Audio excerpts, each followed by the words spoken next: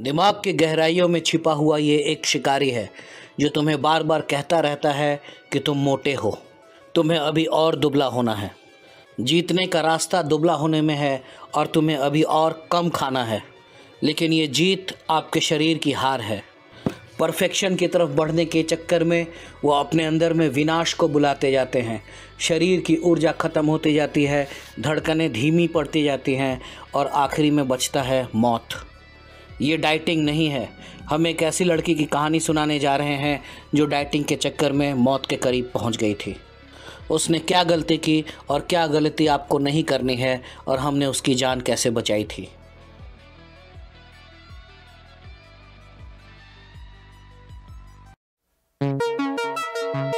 मैं युवाओं में फैली हुई एक ऐसी मानसिक बीमारी के बारे में बात कर रहा हूँ जिसकी मृत्यु दर किसी भी दूसरे मानसिक बीमारी से ज़्यादा है। अगर आप भी अपने आप को आईने में देख के महसूस करते रहते हैं कि आपको और भी दुबला होना है, तो ये कहानी सिर्फ एक लड़की की नहीं बल्कि आपकी भी है। Case file number AN01। Reena एक 17 साल की टॉपर है, डांसर है और उसका भविष्य बहुत ही सुनहरा दिख रहा है। लेकिन वो धीरे धीरे एक बीमारी के चक्कर में फंसी जा रही है। वो समाज के एक ऐसे दबाव का परिणाम है जहाँ शरीर का वजन सुंदरता को तराजू में तौला जाता है। लगातार ये सोचता रहना कि उसका शरीर अच्छा नहीं है, वजन बढ़ने का डर और खाना नहीं खाना। तुम वजन और कम करो, ये एक दिमाग की बीमारी बन जाती है। इस बीमारी की शुरुआत एक सेंटेंस से होती है, तू पतली होती ना तब ज़्यादा अच्छी लगती। और शुरू हो गया वज़न कम करने का ये खेल। वज़न कम हुआ और तारीफ़ें मिलने लग गई, तुम बहुत अच्छी दिख रही हो, क्या सीक्रेट है। और उसको ये नशा लग गया वज़न कम से कम करते चले जाना। उसने खाना बिल्कुल छोड़ नहीं दिया था, लेकिन कैलकुलेट करने लग गई थी। हर बादाम गिना जाता था, हर कैलोरी का हिसाब रखा जाता था। नसों को हाथ को हर दिन में कई बार नापा जाता था। वो आईने के सामने खड़ी होती थी, वो पतली होती चली गई थी लेकिन फिर भी खुद को मोटा समझती थी। और इसी को कहते हैं बॉडी इमेज डिस्टॉर्शन। दोस्त आवाज़ लगाते, ज़िंदगी दरवाजे के बाहर उसका इंतज़ार कर रही थी। लेकिन इसके लिए सिर्फ एक ही चीज़ इम्पॉर्टेंट थी, कैलोरी। शरीर बहुत देर तक भूख को झेल नहीं सकता है। उसकी धड़कन धीमी होती चली गई, ब्लड प्रेशर गिर गया और एक दिन वो स्कूल के बीचों बीच बेहोश हो गई। शरीर चीख चीख के खाना मांग रहा था और दिमाग कह रहा था मुझे और पतला होना है। वो ICU में भर्ती थी लेकिन फिर भी मानने को तैयार नहीं थी कि वो बीमार है।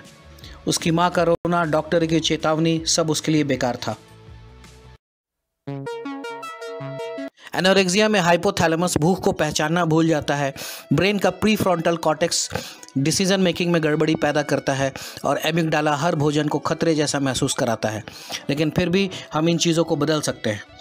लगातार भूखे रहने से दिमाग के तारों में बहुत गड़बड़ियाँ पैदा होती हैं, लेकिन फिर जैसे जैसे हम इसका इलाज करते हैं, खाना देते हैं, पोषण देते हैं, रीवायरिंग, रीबैलेंसिंग और रीस्टार्टिंग होती है। याद रखिए, ये कोई लाइफस्टाइल चॉइस नहीं है। ज़रूरत से ज़्यादा दुबला होना एक बीमारी है जिसके लिए इलाज भी मौजूद है, लेकिन ये ज़रूरी है कि हम इस बीमारी को पहचानें। इलाज के दौरान हम मरीज़ को खाना देते हैं, पोषण देते हैं, थेरेपी देते हैं जहां झूठे विश्वासों को तोड़ा जाता है और मेडिकल मॉनिटरिंग करते हैं। मरीज़ धीरे धीरे रिकवर करता है और हमारी मरीज़ भी धीरे धीरे ठीक होने लग गई। वो अपने दिमाग की इस बीमारी को पहचान चुकी थी और अगर आप भी इस अंधेरे में फंसे हैं तो आप भी इससे बाहर आ सकते हैं।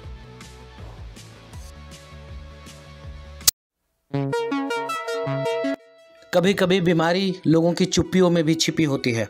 तो मैं आपसे पूछता हूँ कि क्या कोई आपका अपना अंदर ही अंदर एक ऐसी लड़ाई लड़ रहा है और आपको इसका अंदाज़ा भी नहीं।